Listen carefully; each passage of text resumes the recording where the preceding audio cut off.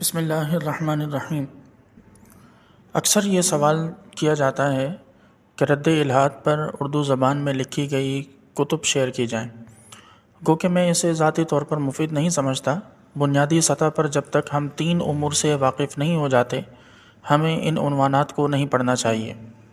اول، اسلامی عقائد کسی مستند عالم دین کی نگرانی میں پڑھے جائیں۔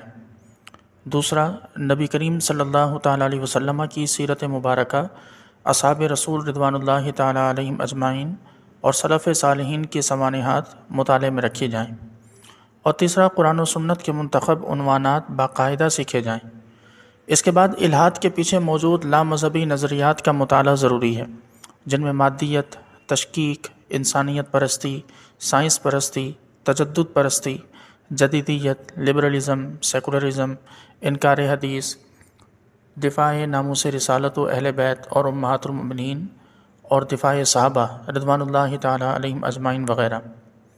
پھر باری آتی ہے الحاد کے اس پہلو کی کہ جس کا تعلق دہریت کے ساتھ، یعنی انکار خدا کے ساتھ ہے۔ اس کے بھی 2 بنیادی دائرے ہیں۔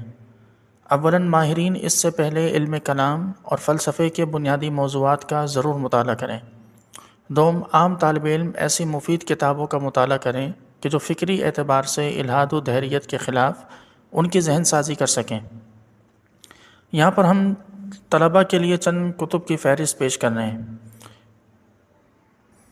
ان میں سب سے پہلے اعلیٰ حضرت امام الشاہ احمد رضا خان فاضل بریلوی علیہ رحمہ کی کتاب فتاوی رضویہ کی جلد نمبر 27 میں شامل الکلمۃ الملہمہ نامی رسالہ ہے، کہ جو جدید فلسفے کے رد کے حوالے سے بڑا ہی مفید و معاون ثابت ہو سکتا ہے۔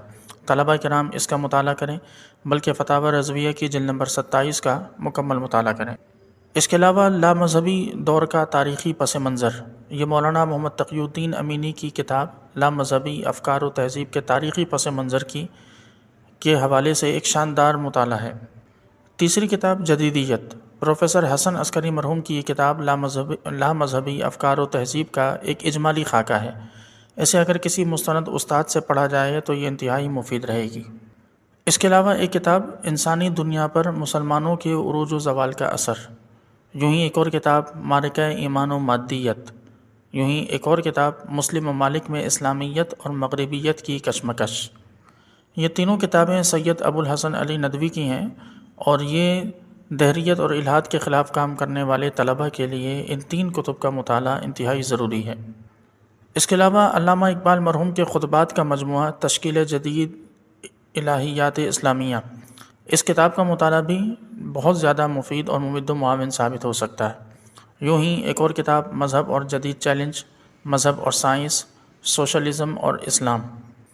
اسی طرح ڈاکٹر غلام جیلانی برق مرحوم کی کتاب الحاد مغرب اور ہم۔ اسی طرح محمد سلیم صاحب کے سوشل میڈیا پر لکھے گئے مضامین کا مجموعہ جو اسلام، سائنس اور الحاد کے نام سے معروف ہے، یہ بھی ابتدائی طالب علموں کے لیے انتہائی مفید ہے۔ یوں ہی مجیب الحق حق کی ایک معروف محقق ہیں، ان کی کتاب خدائی سرگوشیاں۔ یہ چند ایک کتب ہیں کہ جن کی فہرست اور نام یہاں پر پیش کیے گئے۔ ان تمام کتب کا مطالعہ کرنا جو ان طلباء کے لیے کہ جو الحاد اور دہریت وغیرہ کے خلاف کام کرنا چاہتے ہیں، بڑا ہی مفید، ممد اور معاون ثابت ہو سکتا ہے۔ ان کتب کا مطالعہ کیجیے۔